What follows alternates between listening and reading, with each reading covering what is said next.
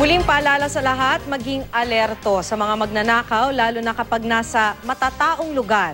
Sa Cebu City, ninakawan ng isang hindi pa nakikilalang lalaki ang isang binatilyo habang naglalaro ito ng video game sa isang mall. Ang pagnanakaw nakunan pa sa CCTV. Makibalita tayo kay Chona Carrion ng GMA Cebu. Sa CCTV footage na kuha sa isang arcade section ng isang mall sa Cebu City, nakikita ang isang binatilyong naglalaro ng video game. Isang lalaking naka-yellow t-shirt ang biglang tumabi sa kanya.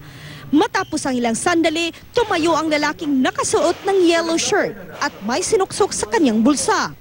Nanatili pa doon ang lalaki at umalis lang nang tawagin ang ibang kasama.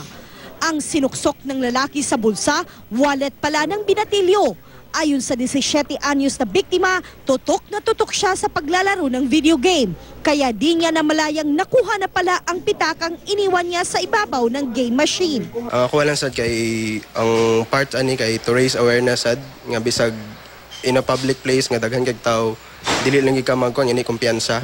Panawagan ng biktima sa lalaking kumuha ng kanyang pitaka, mabalik sana sa kanya kahit ang mga ID card at student's visa na nasa loob ng kanyang wallet.